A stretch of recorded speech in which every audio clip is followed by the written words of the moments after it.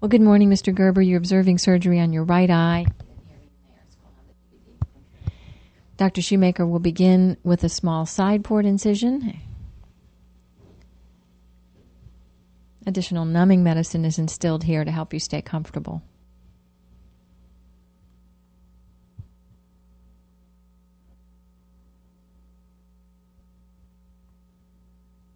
Recent tests from our clinic confirmed that the cornea in this eye is more oval than round, a condition called astigmatism. Dr. Shoemaker prepares this limbal relaxing incision where the white of the eye meets the cornea. It does round the cornea, helping you to see better, and this is called astigmatism treatment. These are paired incisions that treat astigmatism. Dr. Shoemaker knows where to place them, how long and deep to make them from analyses of those preoperative topographical tests that were run in our clinic. And it's very typical for there to be a little bleeding because this incision is very close to the small vessels in the white of the eye. The bleeding will, in fact, help the healing process. Dr. Shoemaker prepares the main incision and places the cystotome through it so that it passes under the clear cornea to reach the posterior chamber. Now, the normally clear natural lens in your eyes become cloudy, so it's called a cataract. Of course, Dr. Shoemaker wants to remove it, but it's inside a small capsule.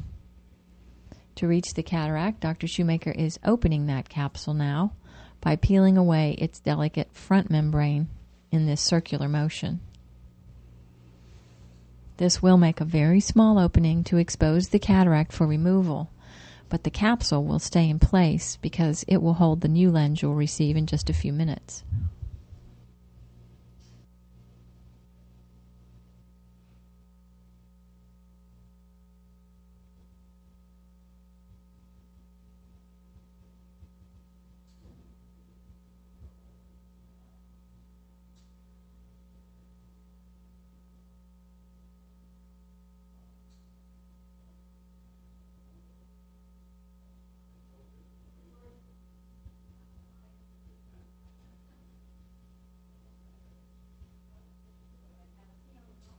What's he doing? Still taking off them. Okay, all right.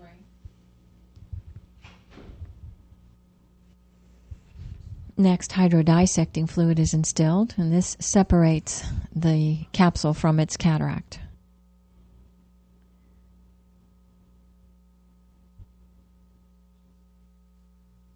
Through the new opening in the capsule, Dr. Shoemaker can directly access the cataract with this special probe.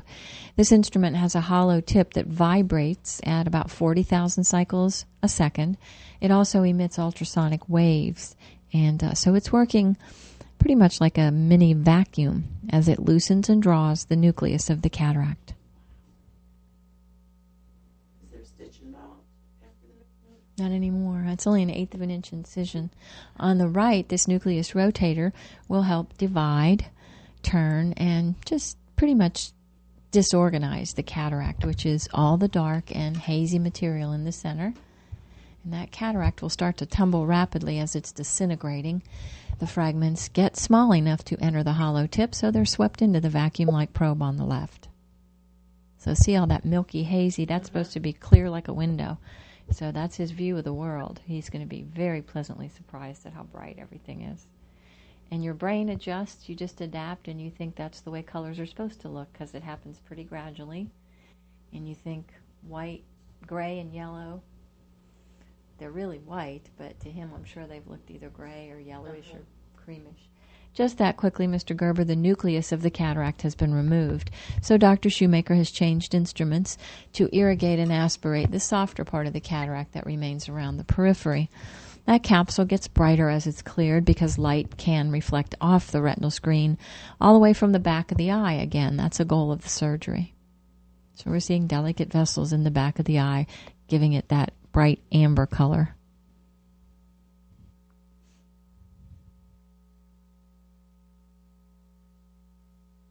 Well, congratulations, Mr. Gerber. You no longer have a cataract in your right eye. How soon will that bleeding stop? Oh, probably before you even leave here in the next 10 or 15 minutes. Okay. Will it be like an antibiotic drop? Yeah, they'll Or tell. the drops that he had been using, will Yeah. that be continued? You'll have 2 different kind of drops, and when we finish here, I walk you to post-op, and you talk to one of the nurses. They tell you everything to do till post-op appointment, till you go see Dr. Bachhold again. The capsule is clear, and now Dr. Shoemaker delivers the new lens from this cartridge. There's the optic body unfolded, and this flexible blue arm at the bottom is one of the 2 haptics that stay attached to the lens to maintain its position in the capsule. And I thought I had a lens here to show you, yeah. I'm going to show your wife a sample so she sees how small your lens is. Dr. Shoemaker adjusts and rotates the implant. The plan is to securely center it on your line of sight. And, of course, that lens has your prescription right in it, Mr. Gerber. So it brings back your focusing ability to the days of your youth.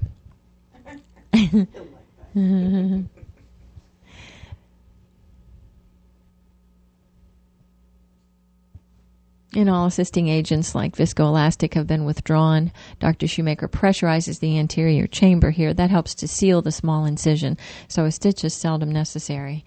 Then Dr. Shoemaker will confirm a watertight incision and make any adjustments that might be needed before concluding surgery. Everything looks good. Thank you, Mr. Gerber, for entrusting your eye care to Center for Sight. Those little sponges he's using there are really only that big. Pretty amazing technology. It is. He's going to give you a thumbs up before he goes out, Mrs. Gerber, and let you know it went just great.